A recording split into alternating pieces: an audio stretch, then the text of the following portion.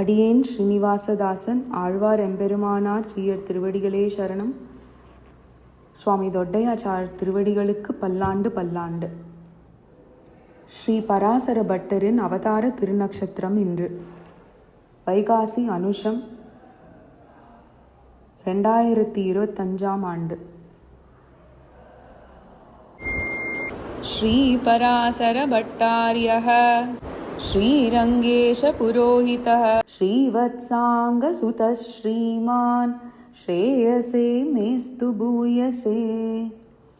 கைங்கரிய ஸ்ரீ என்னும் நீங்காத செல்வம் நிறைந்த புகழாளர் ஸ்ரீரங்கநாதரின் புரோஹிதர் ஸ்ரீவத்சாங்கர் என்னும் கூரத்தாழ்வானின் திருக்குமாரர் ஸ்ரீ பராசர பட்டர் திருவடிகளுக்கு பல்லாண்டு பல்லாண்டு பல்லாயிரத்தாண்டு. பட்டர் அவதாரம், குழந்தை பருவ வைபவங்கள் எல்லாமே அலாதியானவை. அவற்றில் சிலவற்றை அனுபவிப்போம் இன்று. ஸ்ரீ ரங்கராஜரின் ராஜகுமார அவதாரம். பட்டரின் திருத்தகப்பனார் ஸ்ரீ கூரத்தாழ்வான் நாளும் உஞ்சவிருத்தி எடுத்துதான் பிரசாதம் செய்வார். ஒரு நாள் பலத்த மழை காரணமாக வெளியே சென்று உஞ்சவிருத்தி எடுக்க முடியவில்லை.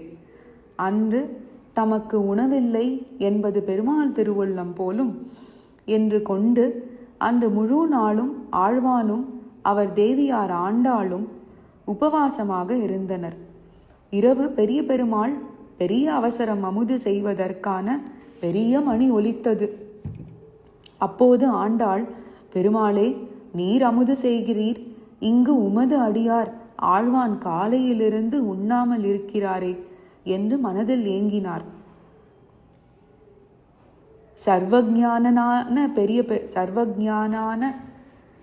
பெரிய பெருமாள் ஆண்டாள் திருவுள்ளம் அறிந்து கோயில் மணியக்காரர் உத்தம நம்பி மூலம் அரவணை பிரசாதங்களை கோயில் மரியாதைகளோடு ஆழ்வான் திருமாளிகைக்கு அனுப்பி வைத்தார்.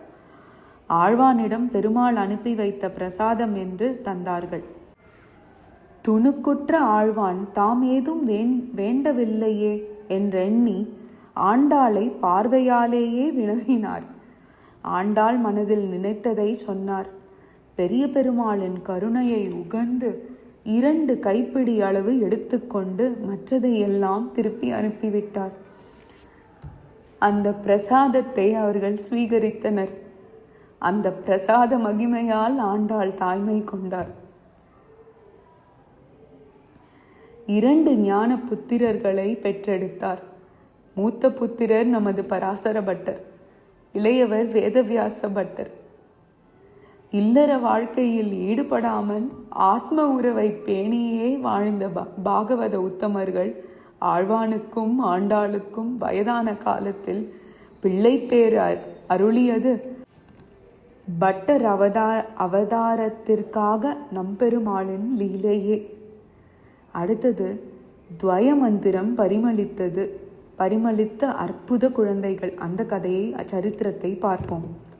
ஆழ்வான் குழந்தைகளை கடாட்சித்து அருள ஸ்ரீ ராமானுஜர் எம்பாருடன் கூரத்தாழ்வான் திருமாளிகைக்கு எழுந்தருளினர். எம்பாரிடம் ஆழ்வான் குமாரர்களை எடுத்துக்கொண்டு வாரும் என்ன அவரும் உள்ளே சென்று குலக்கொழுந்தான குமாரரை தம் மார்பிலே அணைத்து கொண்டு திருஷ்டி தோஷாதிகள் வாராதபடி பந்தனை தீர குழந்தைகளுக்கு ரக்ஷண அர்த்தமாக துவய மந்திர அனுசந்தானத்துடனே மங்களாசாசனம் பண்ணி கொண்டு வந்து எம்பெருமானார் திருக்கை தலத்தில் அவர் கடாட்சம் படும்படி காட்டினார். குழந்தையின் தேஜஸையும் திருமுக ஒளியையும் கண்டு, எம்பாரே, துவயம் பரிமளிக்கிறதே, என்ன செய்தீர் என அவரும் குழந்தைக்கு திருஷ்டி காப்பாக துவய அனுசந்தானம் பண்ணியதை சொன்னார். அதை கேட்ட உடையவர், இந்த குழந்தையின் உஜ்ஜீவனத்துக்கும் நீரே கடவீர் என்று எம்பாரை ஆச்சாரியராக நியமித்தார். ஒருவருக்கு துவயம் உள்ளிட்ட ரகசியத்ரய மந்திரங்களை முதலில் உபதேசிப்பவரே ஆச்சாரியர் எனவே எம்பார் குழந்தைகளுக்கு முதலில் உபதேசித்ததால் குழந்தையின் திருத்தகப்பனாரும் உடையவரின் பிரதான அத்தியந்த சீடரும் மிகச்சிறந்த ஆச்சாரியருமான ஆழ்வானை விடுத்து எம்பாரை ஆச்சாரியனாக நியமித்தார் உடையவர். இரண்டாவது குழந்தைக்கும் அவ்வாறே. ராமானுஜரால் நாமகரணம் செய்யப்பட்ட பேறு பெற்றவர். அந்த சரித்திரத்தையும் பார்ப்போம்.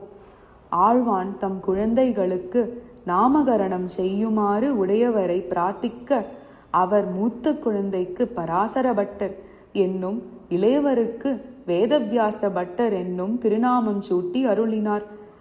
குழந்தைகளுக்கு தம் திருக்கரத்தாலே பஞ்சாயுத திருவாபரணமும் சாத்தி அருளினார்.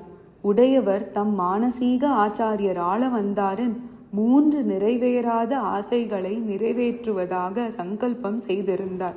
அதில் இரண்டாவது ஆசை விஷ்ணு புராணம் பாடி அருள ஸ்ரீ பராசர மகரிஷி மற்றும் மகாபாரதமும் ஸ்ரீமத் பாகவதமும் சாத்தி அருளிய வேதவியாச முனிவர் ஆகியோரின் நினைவை போற்றும் வண்ணம் ஒரு விலட்சணமான ஸ்ரீ வைஷ்ணவரின் குழந்தைகளுக்கு அவர்களின் திருநாமத்தை சூட்ட வேண்டும் என்பது.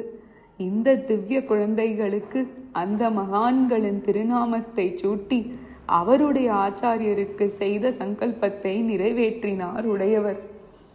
அடுத்த சரித்திரம் பெரிய பெருமாளும் பெரிய பிராட்டியாரும் தாலாட்டி வளர்த்த குழந்தைகள். ஆழ்வானும் ஆண்டாளும் நித்தியமும் தங்கள் குழந்தைகளை பெரிய பெருமாள் சந்நிதியில் விட்டு வந்து விடுவார்களாம். பெருமாள் குழந்தைகளுக்கு தம் திருமஞ்சன மஞ்சள் நீர் குடிப்பித்து புத்திர ஸ்வீகாரம் பண்ணி அருளினார். பெரிய பெருமாளும் பெரிய பிராட்டியாரும் பெரிய கோவில் கருவறையில் உள்ள திருமண தூண்களில் தொட்டில் கட்டி தாலாட்டி வளர்த்தார்களாம். குழந்தை பட்டர் தவழ்ந்து சென்று பெருமாள் அமுது செய்வதற்கு முன்பே நைவேத்தியம்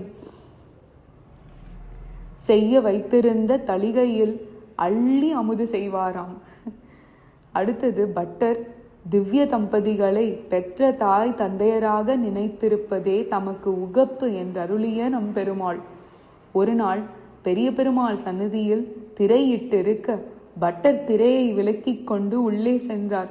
பெருமாள் ஏகாந்தமாக எழுந்தருளி இருக்கையில் அர்ச்சகர் தவிர வேறு யாரும் உள்ளே செல்லக்கூடாது என்கிறார்.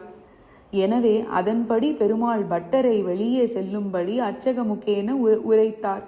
பட்டரும் வெளியே வந்து விட்டார். ஆனால் பெருமாள் மீண்டும் அவனை அழையுங்கொள், நம் பட்டருக்கு அருளப்பாடு என நியமிக்க பட்டரும் உள்ளே சென்று தண்டம் சமர்ப்பித்து நின்றார். அப்போது பெருமாள், நாம் உம்மை வெளியேறச் சொன்ன போது என்ன நினைத்திருந்தாய் என அடியேன் பெருமாளும் நாச்சியாருமாக நினைத்திருந்தேன் என்ன பட்டர், முன்பு எப்படி நினைத்திருந்தாய் என்று பெருமாள் கேட்க, ஆழ்வானும் ஆண்டாளுமாக நினைத்திருந்தேன் என்று விண்ணப்பித்தார் பட்டர். உடனே பெருமாள், நம் ஆணை, நம்மை முன்பு போல் நினைத்திரும் என்று திருவுள்ளமாய் அருளினாராம். அடுத்த சரித்திரம் ஒரு முறை கேட்டே ஒன்றிப் பதிந்த மேன்மை. பட்டருக்கு உபநயனமான பின்பு வேத அத்தியனம் பண்ணுவதற்காக வேத பாடசாலைக்கு அனுப்பி வைத்தார்கள். முதல் நாள் சென்றவர் மறுநாள் செல்லாமல் விளையாடி கொண்டிருந்தார்.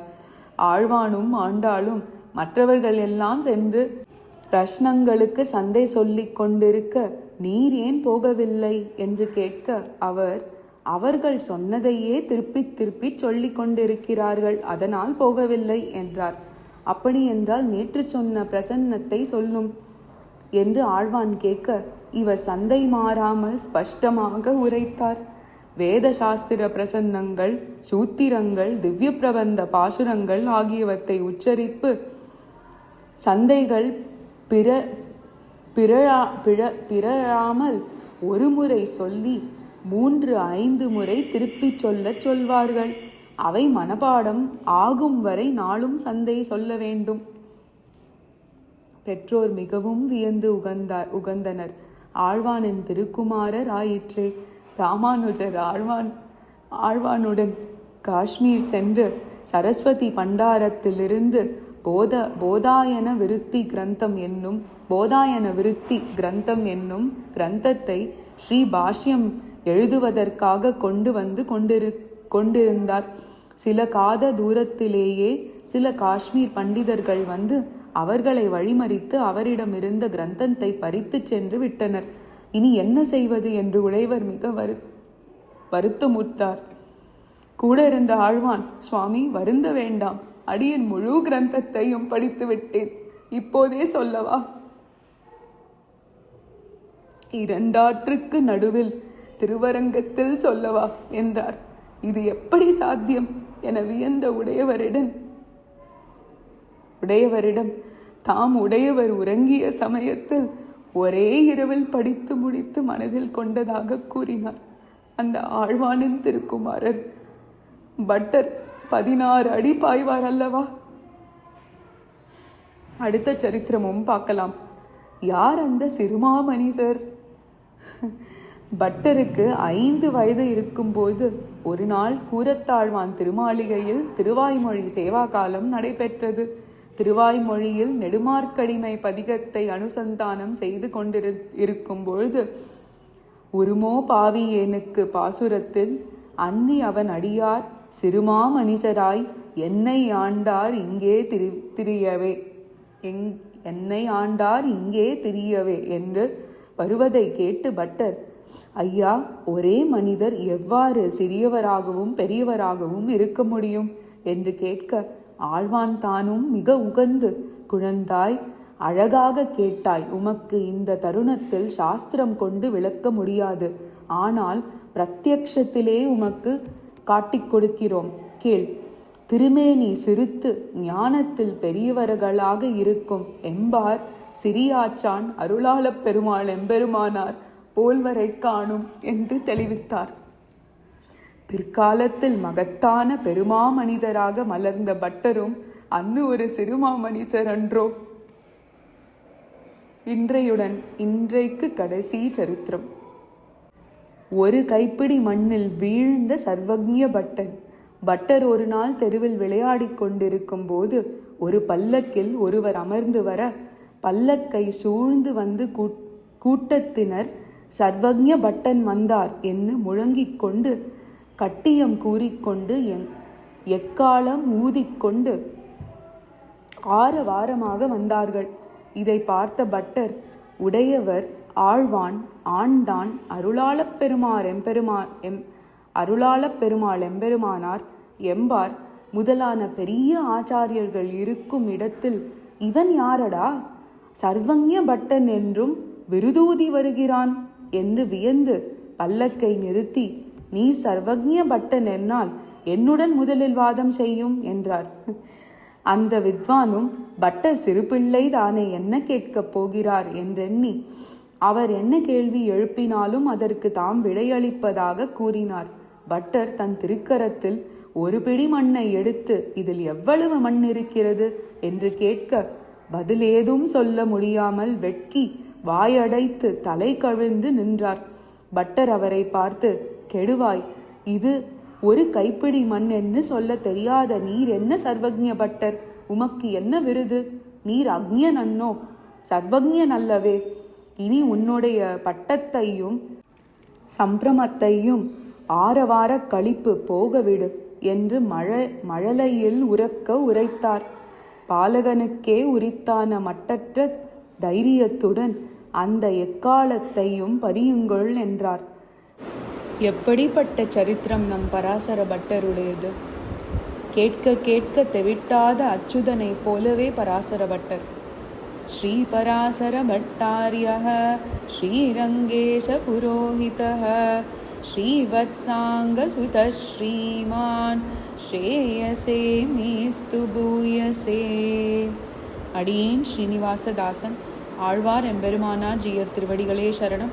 ஆச்சாரியர்கள் திருவடிகளே சரணம். ஸ்ரீ பராசர பட்டர் திருவடிகளுக்கு பல்லாண்டு பல்லாண்டு பல்லாயிரத்தாண்டு. அடியேன்.